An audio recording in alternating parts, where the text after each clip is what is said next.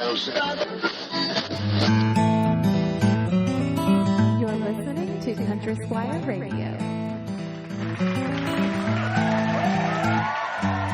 Welcome to Country Squire Radio. I'm Bo. And I'm John David. JD. Hey, Bo. Good morning, brother. Man, good morning. How you doing this morning? I'm doing pretty good. I'm right on time at 9:05. Yeah, well, there you go.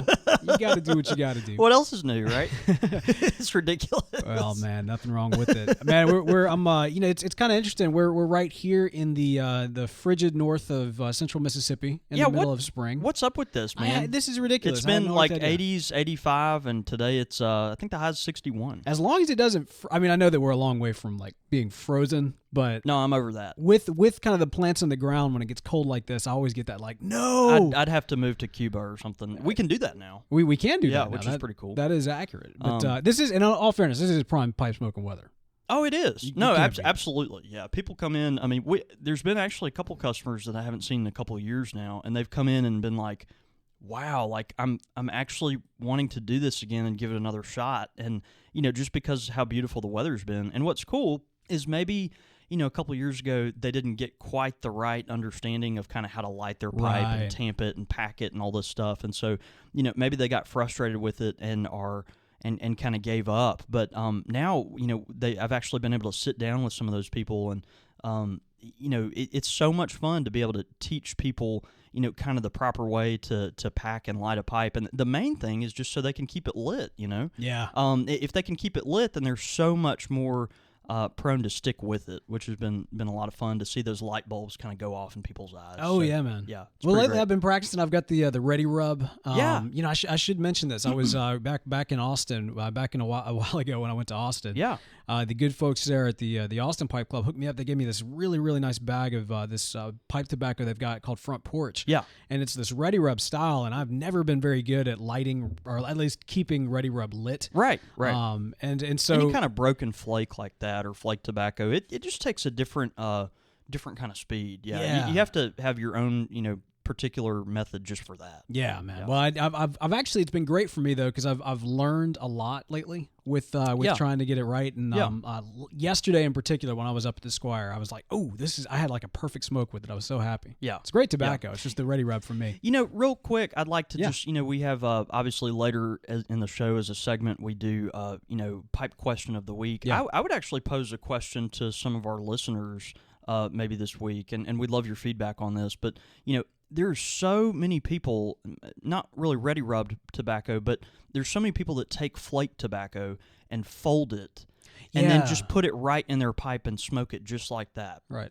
Look, I'd like to think I kind of know what's going on with the pipe world, but I'm not one of those people. I can't do that. Whenever I get a flake tobacco, I have to sit there and just grind it apart in my hand over a piece of paper and just kind of get it real, the ribbons to kind of come back out there before I put it in my pipe. If you're one of those people that can take a flake of tobacco and fold it in half and shove it directly into your pipe, tell us how you do that. Yeah. Tell us how you do that. We've got some customers at the shop that have some different methods, and man, I'm just not one of those people. So I would be really interested to know how you do that. Dude, I love it. That's great. Yeah. That's so good. Pipe question of the week for you. Of course, hey man, I've been kind of teasing it out on Twitter. We've got some changes in the air here at Country Squire Radio this morning. This morning, this is a historic live episode of Country Squire Radio. Everybody will be wondering where, or they will think back to where they were when this particular episode of Country Squire Radio went live, because this is our last live morning show of the Country Squire Radio. Wow. Let that sink in for a second. Wow. Last live morning show. Yeah, last live morning show. Right. Not the last live show, though. That's right. No. That's right. That's right. I like how you did that. I like how you did that. You start off low and you bring it back up. Yeah. Obviously we've had some changes going on in just kind of our personal lives and everything. Yeah. And we want, we've been doing this live show for about a year now, a little bit over. Man, yeah, that's right. And you guys, especially those of you who've been so loyal and so awesome, to spend your Tuesday mornings with us. It just means the world to us. And first of all, we want to say thank you so much. Absolutely. Yeah. We do hope that you also have some time on your Monday evenings, because we are now going to be moving the live show to Monday night. Yeah. We're looking at around 7:30 p.m. Central Standard Time, and I'll have the Eastern and Pacific all worked out by the end of the show. But we do hope that you can join us, because this means a lot of great things. For one, JD might be on time Occasionally. How about statistically more? I don't have to powder my nose as much in the evening. No, this is very true. One would hope, anyway. Yeah. So yes, oh, please God. Maybe he needs to powder his nose more after a haggard day. I don't know, at the pipe shop. But This anyway. is true. Well, okay. So this means, of course, obviously, hopefully, we'll be able to be a little bit more consistent on being on time. The other factor, of course, is a lot of you guys have written into the show. You put it on iTunes. You put it on Facebook, Twitter, on emails. That your number one thing that you wish that we would do differently is that the show would actually run a little bit longer. Yeah. Now, we're not promising that. But it gives us the opportunity to do that. Exactly. Right, on occasion, yeah. Well, the big benefit, of course, when we do it in the morning show, or when we have done it in the morning shows, I mean, you have left right from here to go open the shop. Absolutely. And so, especially on days when you're running late, that pushes us up on time, and we very much have kind of a hard stop. That's right. With the after-hours show, I mean, at that point, kids are in bed, you're off work, we can kick back, we can go for like 5 hours. It did. Oh, We're not going for 5 hours. But it's one of those things where, like, the length of the show could depend on how much whiskey's left in my glass, kind of thing. That's true. Or it's summertime in the South, so maybe a gin and tonic. That's true. So send us bottles of whiskey. Right. You get longer shows. That's what that means to me. That's just straight up bribery. No. But anyway, we very much thank you guys who've been tuning into the morning show. And we hope that if you're able to join us in the evenings on Monday nights, we'd love to see you guys there as well. Yeah. And hopefully for some of you, a lot of people mentioned they haven't been able to make the morning show because of the time. Because of work. And frankly, in some parts of the country, people are kind of still, waking up, asleep, and all that kind of thing. And, I think this will give us a much better opportunity to engage each other as a community. Yeah. It'd be great. I'll tell you this, too. This is a nice thing. I mean, with the live show, obviously, you guys know we do it through YouTube. The embedded player is on our website. So if you still just kind of like the ritual of watching us on Tuesday mornings, it'll still be there. It'll still be there. It just won't be live. Right. And then finally, for the podcast listeners, this affects you guys in no form or fashion. If you just listen to the podcast and you just want to listen to the podcast will still be out every single Wednesday as per usual. That doesn't change at all. But this does open the door if if Monday nights work better for you to maybe tune in live. We hope that you'll consider doing that and see how the sausage is made. Yeah. Yeah, it's exciting. I mean, it's going to give us a different feel. We'll get to engage new people that haven't been around before, and then have some new opportunities just to interact with folks, live over Twitter and interviews and whatnot that maybe weren't available in the morning. And so it's exciting. Man, this is big news, of course, just for us, but there's a lot of big news going around in kind of the pipe community. Oh and the man, pipe we got world. it covered up. We mentioned last week about the Chicagoland International Pipe and Tobacco Show. I believe that's like kicking off like today or tomorrow. I guess tomorrow. Yeah. And going through the weekend. So if you guys are out there, be sure that you're sending in your pictures. I hope you guys have a blast. Obviously we wish we were there, but we will. At least we'll make one pipe show in New Orleans this year. But maybe next year we might be able to make some more. But y'all have fun in Chicago again. Have you ever been to Chicago, Bo? I have been twice. I've never been. My dad actually, he moved all over the country when he was a kid, but part of his childhood was in Chicago, and he's got these just incredible stories of, snow fights and all this kind of stuff, and that's just so foreign to me, living in a place that's like, I don't know, in the Midwest. It's where, a different, if it's a different world. They have different seasons up there. Yeah. I've always wanted to go for St. Patrick's Day because they paint the river green. Yeah, absolutely. Yeah, that's really great. Y'all have fun. Chicago, great American city. Should be a lot of fun. Yep. And then also, I got a topic that has been often requested from time to time. Yeah, we sure have. Today we're talking about clay pipes. Yeah, we are. Now, clay, of course, we've talked about briar pipes, we've talked about meerschaum, we've talked about corncob. Mm-hmm. Clay, I think, probably one of the more historic, earlier versions of the pipe, yes? Yeah, that's exactly right. And it's interesting because you've kind of had civilizations that have dabbled in clay over the centuries, probably millennia. But clay got really, really popular, right after tobacco was kind of brought back to Europe from the New World. There in the, what would that have been? The, early 16th century, back, Sir Walter Raleigh, think of those times and everything. You've got all this influx of new interesting goods from America.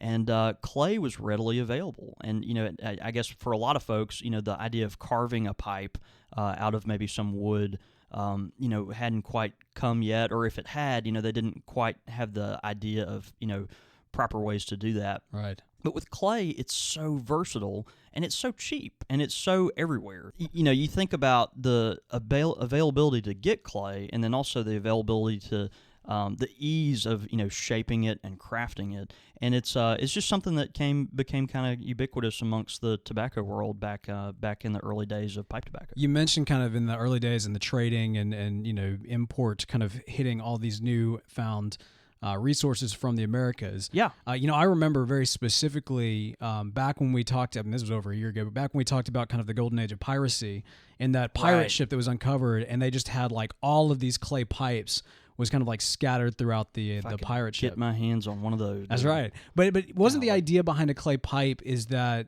and I could be completely wrong on this, but I mean, wasn't the idea is that when you smoked it, you then broke it off? Yeah. So what's interesting is there was a way that people commonly use clay pipes, particularly if they didn't own one, or they're fragile, so you're not always necessarily wanting to tote yours with you, if you want to hang on to it. But taverns, the concept of a tavern pipe is kind of very integrated with the clay pipe realm. And with a tavern pipe, a lot of these old British kind of old world, if you think of New England during the kind of pioneer days and whatnot, like the taverns would have tavern pipes, and they would be either sitting on each table or kind of displayed above a fireplace or something.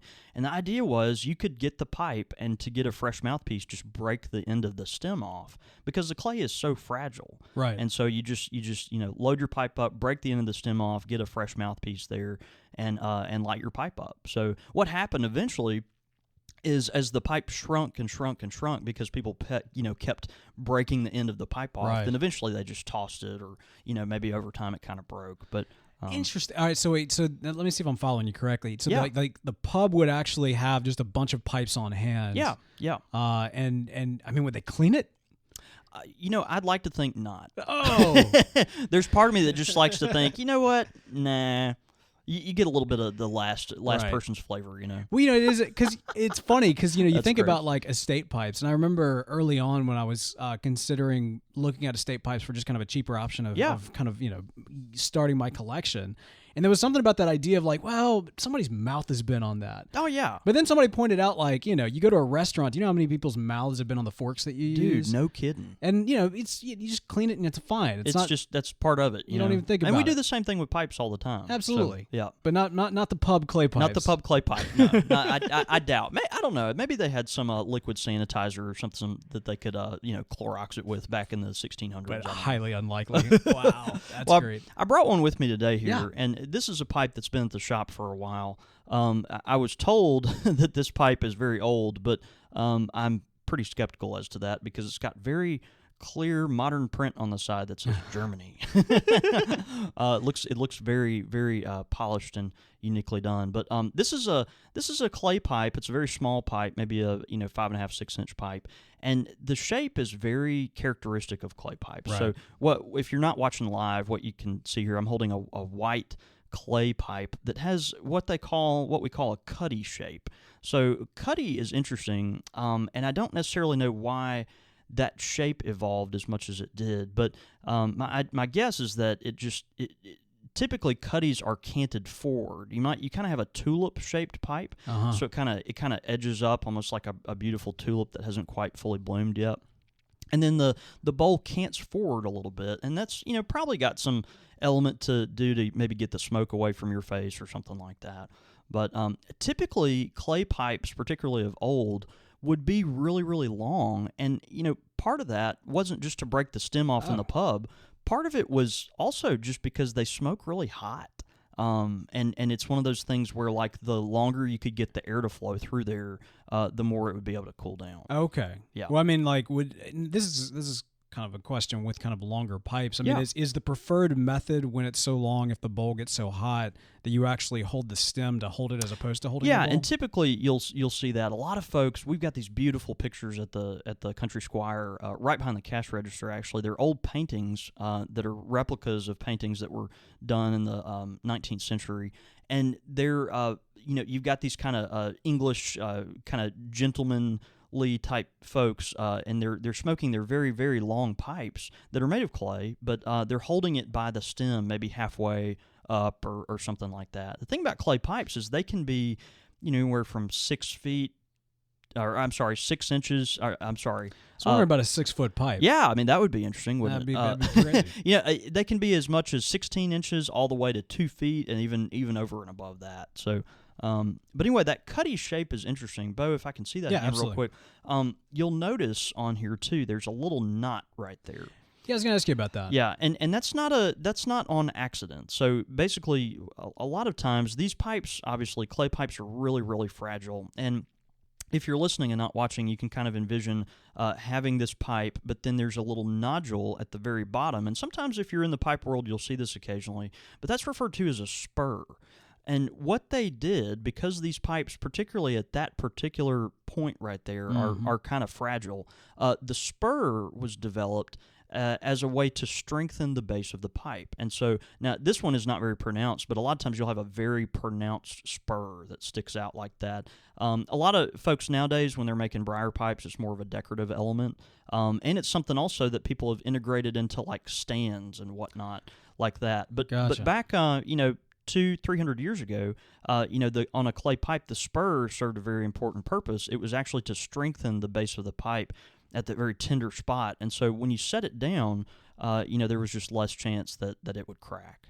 So now, kind of interesting. You mentioned obviously this one is a pretty small pipe, and I feel like whenever I look at some of those old photographs or old artwork of somebody smoking on kind of a long clay pipe, it tends to have a smaller bowl. Yeah. I mean, would you say that that's pretty characteristic of a clay pipe? Or? I'm not exactly sure if that's just kind of a regular thing with the clay pipe, but all the clay pipes I've ever seen have had small bowls. And it might be part of, related to the fact that they do smoke hot. And so, you might, after about a small size bowl, you might be done. Yeah.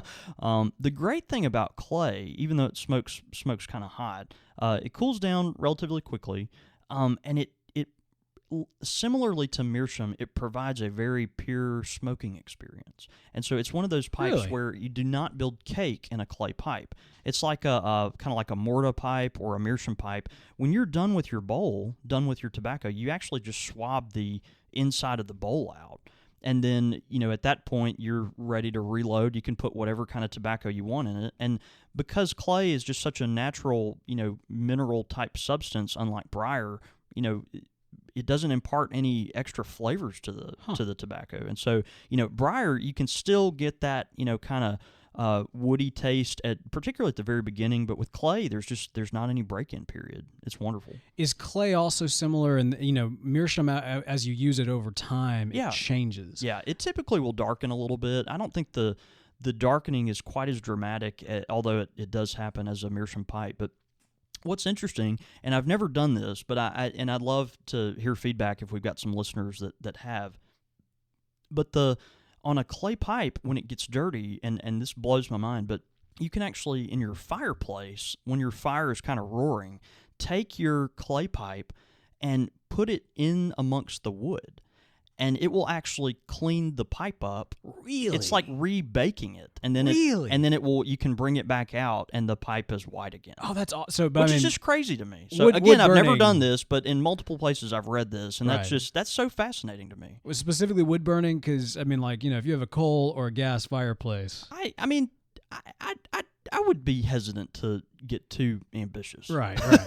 That's good. That's awesome. Yeah, man. it's pretty cool. I can always, kind of think that would be an interesting thing to try. But, there's not just white clay, though. And, a lot of times I guess clay is maybe dyed or something to give it that color. I don't know if the clay was originally white or what. But you've got different kinds of clay. A lot of makers now that still dabble in clay, they will actually pull the, striations of kind of brown or black clay through that pipe, and so you've got almost like a like a swirled look or something similar maybe to a Cumberland stem or a lucite stem that's got some nice marbling in it or something like that. So there's some real interesting ways people have kind of modified and just gotten aggressive with the styling of a clay pipe. Let me ask you this too, and just in terms of durability. Yeah. I think of like a morta or a briar pipe as being kind of the tougher pipes that are out there. Right. Corncob is like it's like a corncob pipe I kind of think of like, I had this old Volvo that was pretty beat up, and like if you just nicked it one more time, who cares? Yeah. for the majority That's of how corncob I am about pipes, my car. Yeah. that's kind of how I think about them. Yeah. But clay and meerschaum, I kind of feel is like this like nice, just high end Cadillac. You don't want anything to happen to it. Yeah. Clay, I feel, is almost just like a toy car that's about to, if I drop it, it'll shatter. And you're right. Is that right? It will. I mean, that's part of the cheap nature of it. They're just extremely fragile. And I mean, Yeah. that's also, part of the sense in which, a lot of clay pipes you can buy for, I've seen them as low as $5, and on up. So they're relatively inexpensive. Some beautiful, really long, 18, 20-inch clay pipes that you can find, even for as low as $20, $25. And, so just really interesting, definitely a unique smoke, but, there's just not, because there's so many opportunities to mess with clay, I guess it's just not that difficult to do. It's readily available, yeah. Yeah, but then again, I would love to hear from some clay artisans that have maybe made some clay pipes, because I honestly don't have a lot of idea of what goes into forming a clay pipe, and I imagine there's some pretty sophisticated stuff that goes into it. The historical element of clay, if I recall back when we looked at kind of the history of the pipe, yeah, you talked about how one of the first methods of, kind of consuming pipe tobacco was specifically kind of in the ground. And you actually had kind of this clay tunnel essentially underground, or these little, like a pyramid thing that you would build up. Interesting. Would you say that like perhaps the clay pipe is kind of an evolution of that, taking kind of the exact same process? I'm not particularly sure, but yeah, I think that's a reasonable thing to assume. All right. Yeah. I'm throwing it out there. I don't know. I'll put that out as a crazy theory. And actually our friend Reborn Pipes, who you can follow on Twitter at Reborn Pipes, good friend of the show, he says he's actually, he restores estate pipes and is highly talented at this, but he says, I've cleaned my clay pipes in the barbecue, and it's dirty and black when it goes in, and when it comes out, it's white and clean. So wow. He says it just kind of burns the crud and the char off, and then it comes out white. So there you go. Something to think about. Gas barbecue or coal barbecue? Charcoal. Yeah, I don't know. I bet he's thinking charcoal. One would imagine. But he is Canadian. He's Canadian, so he might be using some magic power that we don't know about because we're not Canadian. Yeah, it's moose antlers, right? It's dried moose antler. Yeah, no, we should not harvested by the finest Mounties. We love Reborn Pipes. We love Reborn Pipes. We do make fun of Canada. But it's an endearing thing, right? Absolutely. It's nothing without Canada, then the head would fall off of America. You need America's hat. Yeah, no, absolutely. I would love to go to Canada. I just want to put that out there. I've never been. My parents went to Vancouver a few years ago and thought it was one of the most beautiful places they've ever been. Yeah, and there's some hotel, maybe Reborn can remind us, but there's a hotel on the border of what is that, Montana, and I guess that would be Alberta, maybe. But it's right there, on the border on this lake, and the only way the hotel can stay standing, because there's so much wind, is that they've actually had to anchor the hotel into the ground with these big cables that basically look like something you would find on, the Golden Gate Bridge or something. Really interesting. So, but it's cool because people go out there and take videos of themselves leaning into the wind at almost a 45-degree angle, and they don't have to do anything. They just stand up because the wind's holding them. I'd just like to know who built that hotel and like what they were thinking. I hear you, man. That's awesome. Well, man, anything else on clay pipes? Man, I think we've kind of covered it. One thing I will mention is a lot of times when you're looking at clay pipes, you will find a little orange tip on the end of the clay pipe. That's kind of a common thing. Now, this one we've got here today with us doesn't have that, but a lot of times you'll find a small kind of orange tip on the end of the stem, and typically what that is some kind of latex or wax that this has been dipped in, because sometimes when you're smoking a clay pipe, the clay will stick to your wet lips and your tongue. And so they've coated some of them with a kind of a wax coating right there to where when you hold it in your mouth, it won't stick. Huh. So it's kind of interesting. If you're looking around maybe on the internet or something and you see clay pipes and kind of wonder what that orange tip is on the end of the mouthpiece there, a lot of times that's just to keep your mouth from sticking to the pipe. I got to be honest, man. I think just kind of overall, when I kind of rack them up, clay pipes is just kind of very low on my priority list. Well, I think everyone, and I'm kind of preaching to myself here because I don't, but I think everyone at some point probably needs one in their collection. Okay. Well, I mean, maybe I should try one. I mean, this is how it started, man. Like particularly amongst Western civilization, if you don't count our the Native Americans, like they made clay pipe. Well, and actually, Native Americans made clay pipes too. Yeah. Which is kind of interesting.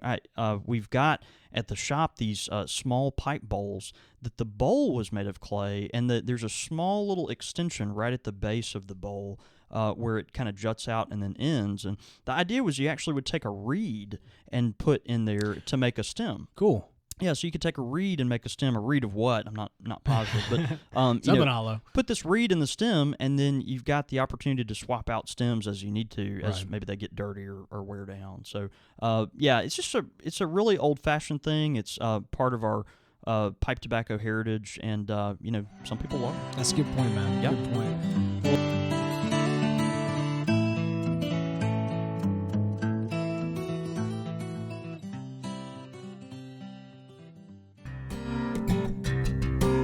Pipe question of the week.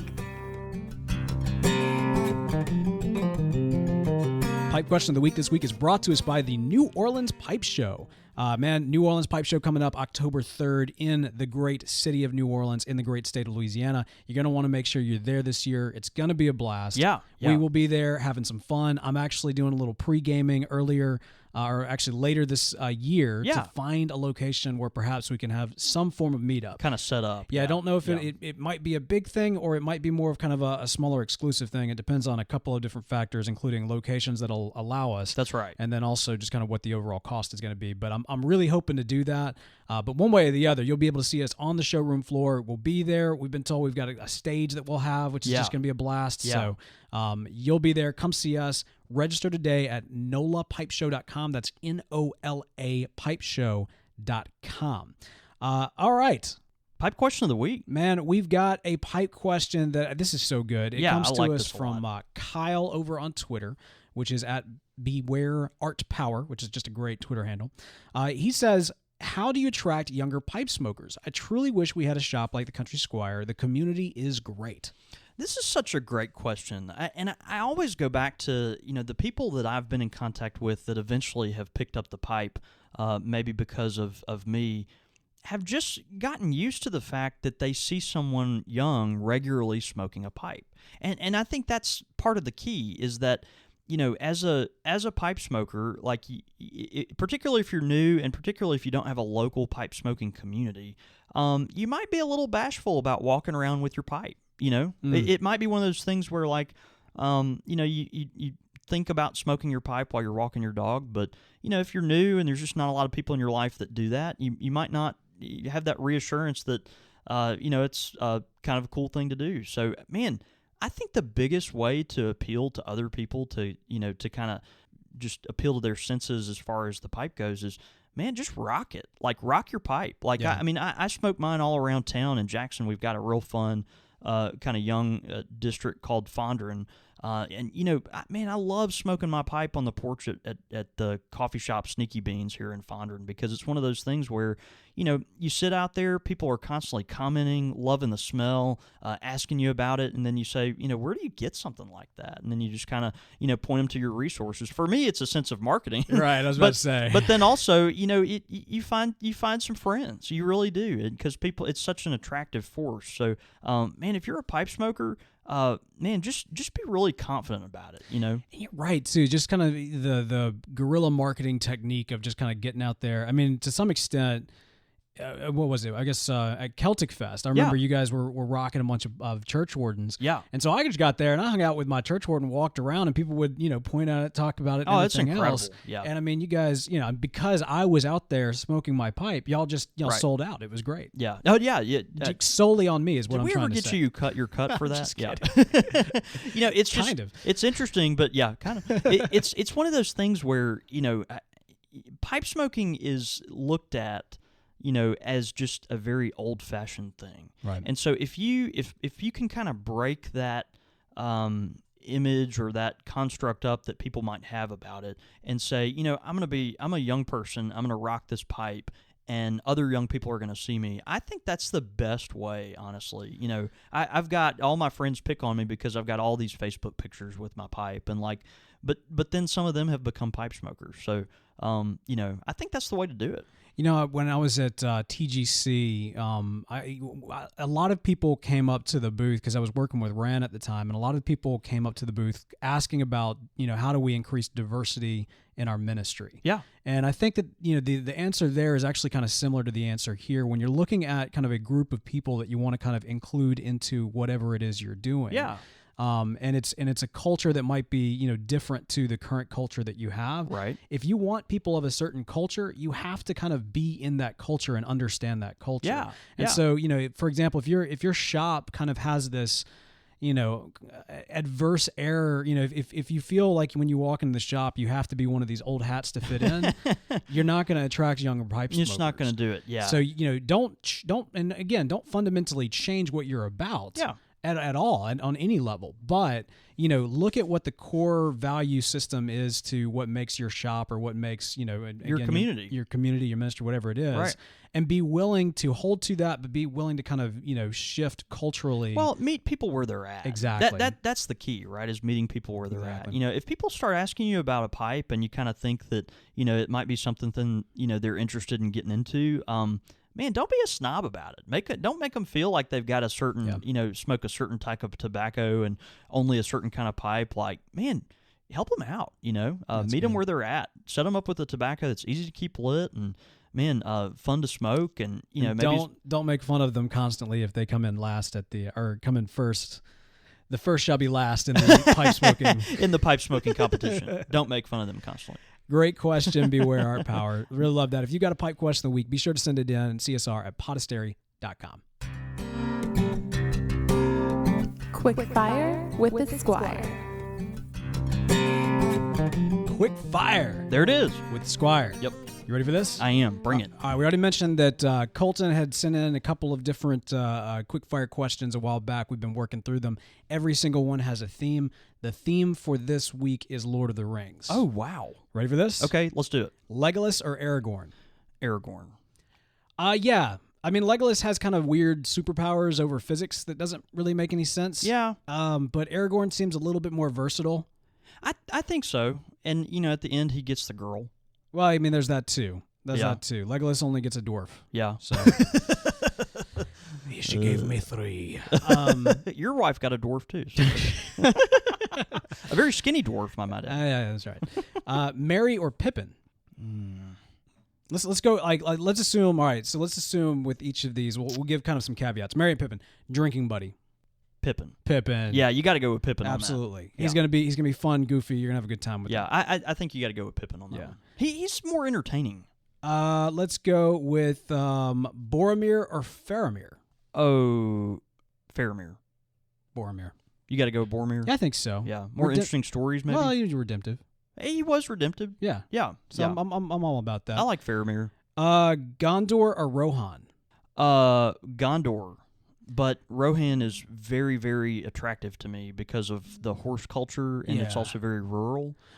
So I could go back and forth. I mean, if we're talking about fortifying for like war, then Gondor. But if we're talking like going out like as a summer home type deal, then Rohan. Yeah, that's fair. There you go. Gandalf the Grey or Gandalf the White? Gandalf the Grey. Man, that's a tough one. Actually, I got to go with Gandalf the Grey. I don't know. There's something about he's kind of scrappy and not kind of at the top of the food chain at that point. Right. And so maybe I don't know. I think maybe he would tell better stories and be a little more on my level. That's true, right? I would enjoy a beer with Gandalf the Grey. You kind of want to hang out with Gandalf the Grey. Gandalf the White, like I'd want his autograph. And you want him in your corner. Like again, it depends on if it's like, okay, we're going to battle. Right. We'll go with kind of the Gandalf the White, but if we're hanging out after the battle, then we want Gandalf the Grey. Right. Yeah. Right. Okay. Cleaning out his pipe. Two Towers or Return of the King? Let's assume book. I have to go with Two Towers. Two Towers is my favorite of all three of the original Lord of the Rings trilogy. I love the Two Towers. Okay. Yeah. I just connect with it. There's a lot of drama. It's kind of the Empire Strikes Back to me of like the Hobbit world. I don't know. There's something about that. Obviously, there's not quite as much. It ends with some hope, but it's a different feel. Yeah. Right. If we're talking books, Return of the King. If we're talking movies, Two Towers. Yep. That's where I am. Okay. Great questions. Lord of the Rings, quick-fire questions. If you've got some quick-fire questions, send them in. CSR@podastery.com. Again, that's CSR@podastery.com. Your thoughts, your comments, listener feedback. I'm so excited about this one right here because it has a 3D visual. I know. You want to read the first listener feedback that we have this week? We have toys here. It's really awesome. This says, first listener feedback is from Mark Furtado, who you can find his work at OviedoWoodProducts.com. That's OVIEDO woodproducts.com. And Mark says, John, David, and Bo, I enjoyed last week's podcast as I do each week. I like biscuits and have to go with Bo on the honey. He's kind of referring to, honey and I think we talked about jelly and syrup. If you could put honey things on your biscuit, why would you want to put anything else? Yeah. Yep. I mean, I get that. I'll defend your right to, be wrong. But anyway, he says, I like biscuits and have to go with Bo on the honey. I had just turned a couple of biscuit cutters. Mark actually is a very highly talented woodworker. And he just turned a couple of biscuit cutters, so I thought I would send them to you as a token of appreciation for your entertaining education. The wood is bass, or bass, I'm not exactly sure which, but it's beautiful wood. And he says, I shipped them to the Country Squire Tobacco Shop. Enjoy. Love, Mark Furtado. Mark, man, thank you so awesome. much, brother. Yeah, they're great. And he made a couple of them. So Bo got one, I got one, and man, it's really interesting. I had never seen a wood-turned biscuit cutter like that. So also, I wonder if I can also kind of use them for cookies too, for like sugar cookies. Yeah, no, I would think so. Yeah, the idea, some people how they make biscuits is they roll out kind of on a rolling pin. The dough, and then you've got your template there that you can just cut out the perfect shape biscuit. Yeah, this is great because my wife is actually big about kind of cutting things out, and she 1 year for her birthday, she wanted to get holiday themed cookie cutters that she could also use for biscuits. Yeah. And it worked fine for cookies, not so great for biscuits. Yeah. There was like one that was like supposed to be a firework that works decent for biscuits. Right. And so she's been using that. So this is going to get some great use. Get some great use. And I'm sure that because the wood is so natural, it'll start to darken over time too, which is really great. And the bottom, cool. Mark is talented enough, he was able to make the bottom very, very sharp. Even though it's wood. And so you're going to get a good cut on your dough there. And anyway, we just appreciate Mark for sending those things in, and man, we just appreciate you so much. Absolutely. We'll put a link to his work in the show notes as well, so you'll be able to find it. And then we'll also post some pictures as well as a link to his website on the Facebook and the Twitters later this week for sure. Thank you, Mark. Man, thank you so much. We also got an iTunes review in from Comsby72. It says, amazing podcast. I am loving this podcast. Just discovered it last week after my brother told me about it and have been listening to it for a while at work every day. I think I have listened to about 40 episodes over the last week, and it will be sad once I catch up and only get to listen to one a week. I like that they bring more topics other than just pipe smoking to get you involved in the culture surrounding it. Bo and John David are great, and they are really making you feel like you're part of their lives and the pipe culture, even if you're a novice like me. I still have a lot to learn, and the guys are making it easy and fun. Keep up the great work, guys. Man. Comsby72 on iTunes. Thank you so much, brother. That's awesome. We love having particularly newer pipe smokers just feel like it's a kind of an inviting, living room setting. Absolutely. That's what we want. It's yeah, a we wanted community. to. I mean, I remember just the original conversation with the podcast is how do we bring that feel of hanging out to the Squire in podcast form? And, yeah. that's definitely part of it. So it's great that that's resonating with you.